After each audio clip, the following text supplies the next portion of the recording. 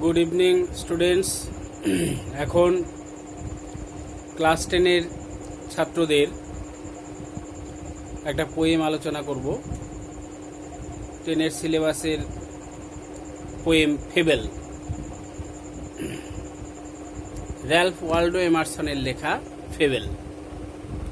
Ralph Waldo Emerson ছিলেন 19th century অর্থাৎ ঊনবিংশ শতাব্দীর একজন আমেরিকান এসেইস্ট, লেকচারার, ফিলোজফার এবং poet.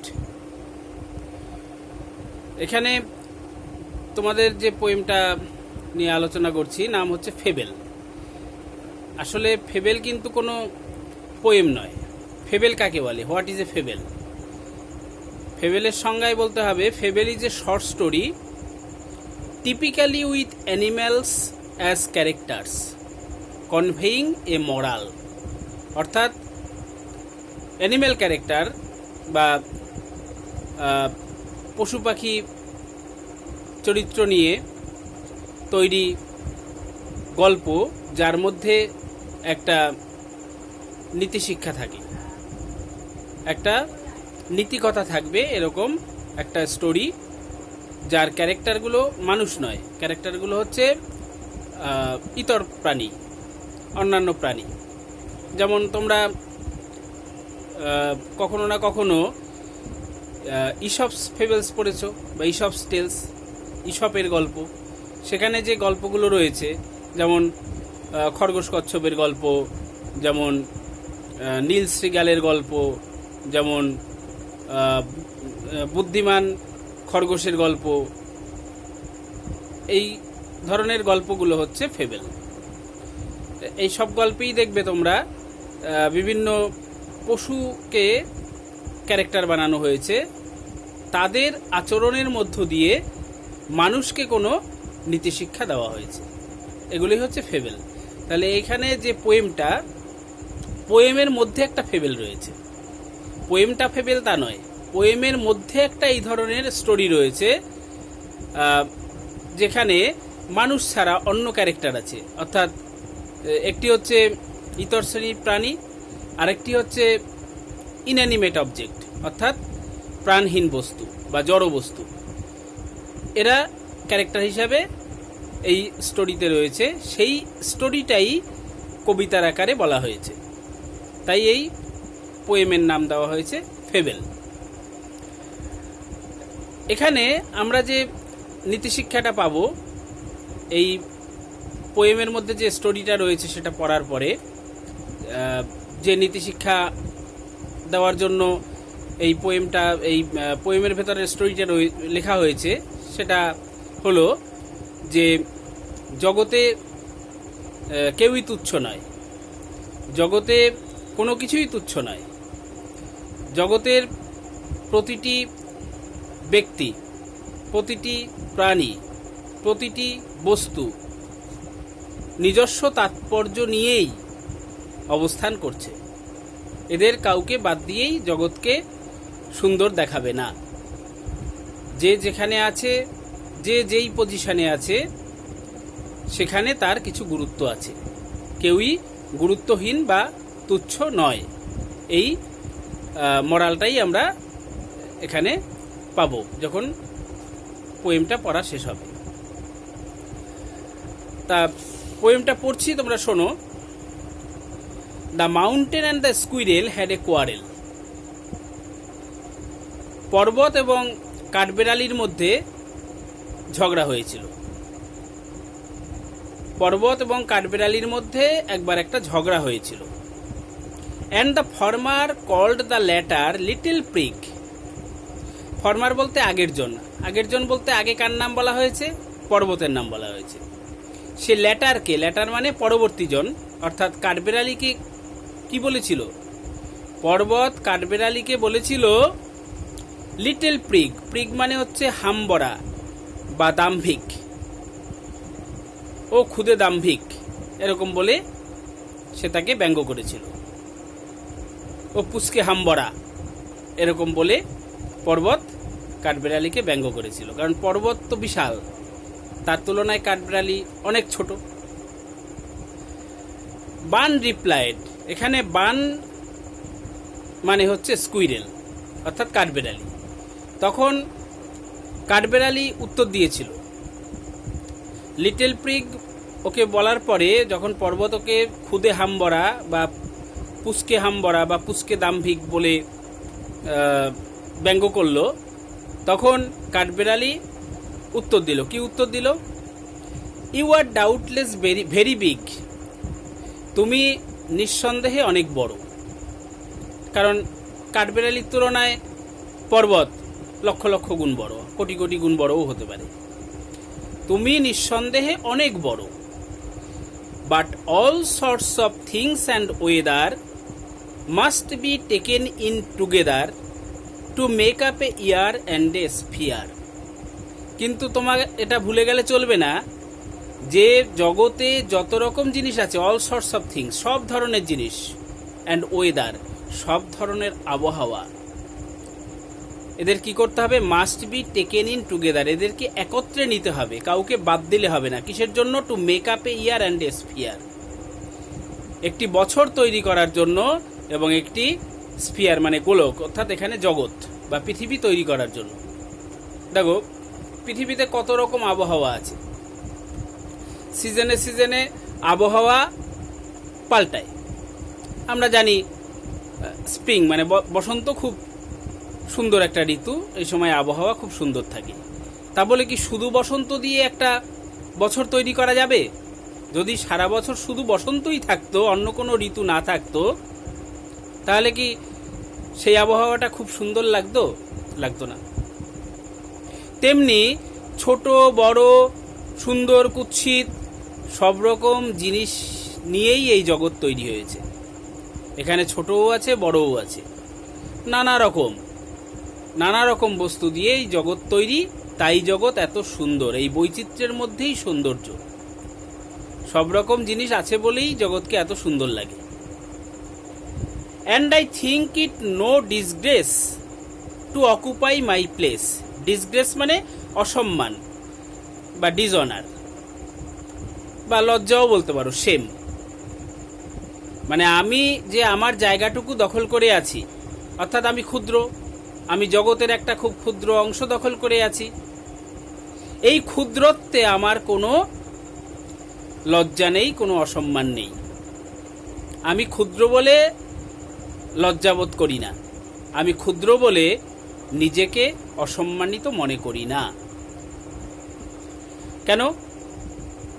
If I am not so large as you, you are not so small as I. আমি যদি তোমার মতো এত বড় না হই, তবে তুমিও তো আমার মতো এত ছোট না। তুমি যদি আমাকে এই বলে তাচ্ছিল্য করতে পারো, এই বেটা তুই খুব ছোট, তুই কি আমার মতো বড় হতে পারবি?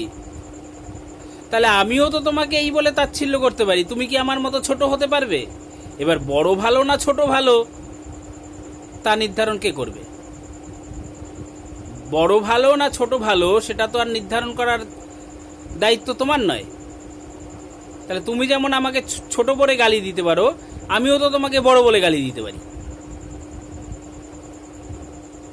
And not half so spry, তুমি আমার মতো ছোটও নাও, আবার আমার অর্ধেকও স্প্রাই নাও। স্প্রাই মানে লাইভলি, প্রাণবন্ত। কাঠবেড়ালি দেখবে সবসময় ব্যস্ত, সবসময় চটপটে, এইদিকে ছুটে বেড়াচ্ছে ওদিকে ছুটে বেড়াচ্ছে। তাহলে তুমি কি আমার অর্ধেকও প্রাণবন্ত হতে পারবে? তুমি কি আমার অর্ধেকও চটপটে হতে পারবে? তুমি তো অচল। পর্বতের এক প্রতিশব্দই হচ্ছে অচল, সে চলতেও পারে না, তার ক্ষমতা নেই 1 বছরে 1 ইঞ্চি চলার। আর কাঠবেড়ালি সে তো দিনে সারাদিন যতটা দৌড়দৌড়ি করে ও হিসেব করলে কয়েক কিলোমিটার হয়ে যাবে। তাহলে ওর অর্ধেক প্রাণবন্ত হওয়ার ক্ষমতা তো পর্বতের নেই। I will not deny you make a very pretty squirrel track. আমি এটা অস্বীকার করব না, যেটা সত্য সেটাকে তো অস্বীকার করে লাভ নেই। যে তোমার কোনো কোনো ক্ষমতা অবশ্যই আছে, যেমন তুমি একটি খুব সুন্দর স্কুইরেল ট্র্যাক তৈরি করো। ট্র্যাক মানে পাথ, এবড়ো খেবড়ো চলার পথ, আমরা অনেক কাঠবিড়ালি তোমার শরীরে বাস করি, পর্বতের উপরে বাস করি। আমাদের চলাচলের জন্য তুমি খুব সুন্দর পথ করে দিয়েছো, সুতরাং আমরা তোমার প্রতি কৃতজ্ঞ। আমরা তোমার এই ক্ষমতাটা অস্বীকার করি না। Talents differ. এবার পথ করে দিয়েছো, তুমি অনেক বড় একটা কাজ আমাদের জন্য করেছো, তার মানে কি আমরা খুব তুচ্ছ হয়ে গেলাম? দেখো, ট্যালেন্টস ডিফার। ট্যালেন্ট মানে কি? ন্যাচারাল গিফট অর এন্ডাউমেন্ট, মেধা বা প্রতিভা। প্রতিভা এক একজনের এক এক রকম হয়। Talents differ. এই মানুষের একরকম ট্যালেন্ট, ওই মানুষের অন্যরকম ট্যালেন্ট। এই জন্য তোমরা এখন জানো নিশ্চয়ই যে আগে যাদের হ্যান্ডিক্যাপ্ট বলা হতো, মানে বিকলাঙ্গ বলা হতো, এখন কিন্তু আর হ্যান্ডিক্যাপ্ট বলা হয় না, এখন বলা হয় ডিফারেন্টলি এবেলড। ডিসেবলড নয়, ডিফারেন্টলি এবেলড। যাদেরকে ডিসেবলড বলা হতো তাদের কিছু করার ক্ষমতা নেই, আছে, তারা অন্যভাবে করে। তোমরা কখনো দেখে থাকবে যে কারো হাত দুটোই অকেজো হয়ে গেছে, কোনোভাবে কোনো অ্যাক্সিডেন্টালি অকেজো হয়ে গেছে বা কোনো রোগের কারণে হয়েছে, সে পা দিয়ে লিখছে, পা দিয়ে ছবি আঁকছে। তার মানে কি? তার ডিফারেন্ট টাইপ অফ অ্যাবিলিটি আছে, যেটা আমাদের সাধারণ মানুষের নেই। তাহলে ওদেরকে বলা হয় ডিফারেন্টলি এবেলড, মানে অক্ষম না বলে অন্যভাবে সক্ষম, ভিন্নভাবে সক্ষম, এই কথাটা বলা হয়। বাংলায়ও আগে বলা হতো বিকলাঙ্গ, এদেরকে কিন্তু এখন আর বিকলাঙ্গ বলা হয় না, এখন বলা হয় দিব্যাঙ্গ। অর্থাৎ ওদের অঙ্গটা বিকল সেটা নয়, ওদের অঙ্গটা সুন্দর সুন্দর, কারণ সাধারণ মানুষের সঙ্গে সেটা মিলছে না, তার সঙ্গে একটু পার্থক্য আছে। Talents differ. এক একজনের প্রতিভা এক এক রকম, এটা তো তোমরা সহজেই বোঝো। যেমন একজন কৃষকের পক্ষে চিকিৎসা করা সম্ভব নয়, তার সেই ট্যালেন্ট নেই। আবার একজন ডাক্তারের পক্ষেও তো কৃষিকাজ করা দুরূহ ব্যাপার, তার কি সেই ট্যালেন্ট আছে? তাহলে যদি আমরা বিশেষ প্রতিভাবান বলে ডাক্তারকে সম্মান জানাই, তাহলে বিশেষ প্রতিভাবান বলে কৃষককেও সম্মান জানানো উচিত। একইভাবে নিম্ন পর্যায়ভুক্ত কাজ যারা করে, সে তোমার কৃষক হোক, শ্রমিক হোক, দিনমজুর হোক, প্রত্যেককেই কিন্তু তার নিজ নিজ কর্মের জন্য আমাদের সম্মান জানানো উচিত। ঠিক আছে? কারণ ট্যালেন্টস ডিফার, এক একজনের প্রতিভা এক এক রকম। All is well and wisely put. জগতে যা কিছু আছে সবাইকেই ওয়েল মানে ভালোভাবে এবং ওয়াইজলি মানে বিচক্ষণতার সঙ্গে তার জায়গায় রাখা হয়েছে। যে যেখানে আছে সেখানে তাকে বিচক্ষণতার সঙ্গেই রাখা হয়েছে। কারণ তুমি যত বড়ই হও না কেন, জগৎ তো আর তুমি সৃষ্টি করনি।